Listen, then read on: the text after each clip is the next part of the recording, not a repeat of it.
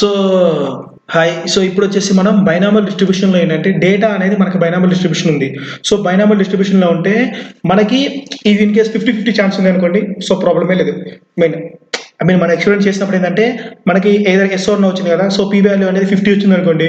So మనకి ఎస్లో 50 వచ్చింది, నోలో 50 వచ్చింది అంటే 50-50 ఛాన్సెస్ కదా. సో 50-50 ఛాన్సెస్ ఉంటే ఒక డిస్ట్రిబ్యూషన్ ఉంటుంది. మొత్తం పూర్తిగా ఇప్పుడు ఇద్దరు తీసుకోండి. మీ లెఫ్ట్ హ్యాండ్ రైట్ హ్యాండ్ తీసుకోండి. సో ఇప్పుడు లెఫ్ట్ హ్యాండ్కి రైట్ హ్యాండ్ తీసుకుంటే కొంతమంది యాంబిడెక్స్టర్స్ అంటారు. సో వాళ్ళకేంటి లెఫ్ట్ హ్యాండ్ పవర్ ఎంత ఉంటుందో రైట్ హ్యాండ్ పవర్ అంతే ఉంటుంది. సో వాళ్ళు వచ్చేసి 50-50 ఛాన్సెస్ పీపుల్ అనమాట. సో కొంతమందికి ఏంది లెఫ్ట్ హ్యాండ్ పవర్ ఎక్కువ ఉంటుంది. సో కొంతమందికి ఏంది రైట్ హ్యాండ్ పవర్ ఎక్కువ ఉంటుంది. సో సేమ్ ఇలానే. సో ఇట్లా ఉన్నప్పుడు ఏంటంటే డేటా అనేది దీని వచ్చేసి స్క్యూనెస్ అంటారు అన్నమాట డేటా అనేది.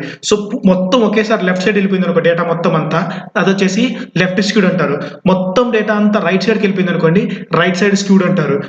నార్మల్గా ఉంటే నార్మల్ డిస్ట్రిబ్యూషన్ అంటారు. సో ఇప్పుడు మీరు ఇది చూసినట్టయితే డేటా మొత్తం అంతా ఎలా ఉందంటే ఒక స్లోప్గా పడిపోతుంది, ఒక రీజన్ నుంచి స్లోప్గా పడిపోతుంది.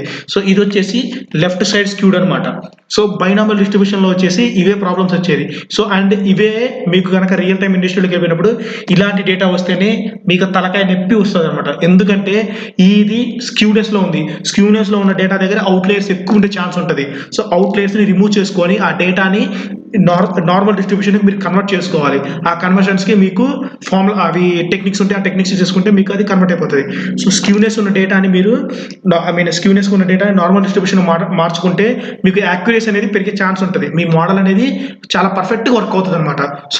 సో అందుకని ఈ డిస్ట్రిబ్యూషన్లో ఉన్నప్పుడు ఏంటంటే బైనామల్ డిస్ట్రిబ్యూషన్లో ఇది వచ్చేసి లెఫ్ట్ స్క్యూడ్. సో ఇది వచ్చేసి నార్మల్ డిస్ట్రిబ్యూషన్ అనమాట.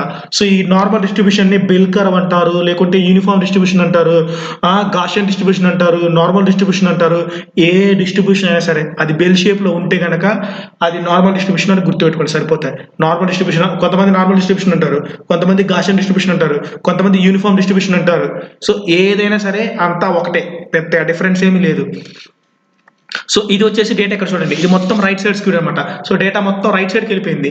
సో ఇది వచ్చేసి స్క్యూనెస్ అనమాట. స్క్యూనెస్ ఆఫ్ డేటాలో ఏముంటుందంటే ఒకటి లెఫ్ట్ స్క్యూడ్, ఒకటి రైట్ స్క్యూడ్, ఒకటి అంతే, ఈ రెండే ఉంటాయి స్క్యూనెస్ లో.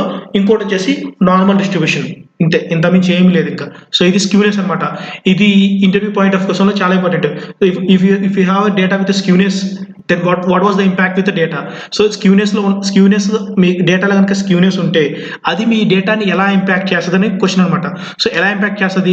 If there is an data with skewness, then it may have some outliers. So if there is an outliers, then definitely the accuracy will be decreased. So ఎప్పుడైతే అవుట్లైర్స్ ఉంటాయో అవుట్లైర్స్ ఉండటం వల్ల ఏంది, మనకు డేటాలో యాక్యురసీ అనేది తగ్గిపోతుంది. సో తగ్గినప్పుడు ఏం చేస్తాము, మనం అవుట్లైర్స్ని రిమూవ్ చేసుకొని మనకి ఇంపార్టెంట్ మ్యాటర్ని మనం పెట్టుకొని దాన్ని బట్టి యాక్యురసీ మనం ఇంప్రూవ్ చేసుకుంటాము. సో ఇది స్క్యూనెస్ ఆఫ్ డేటా అనమాట.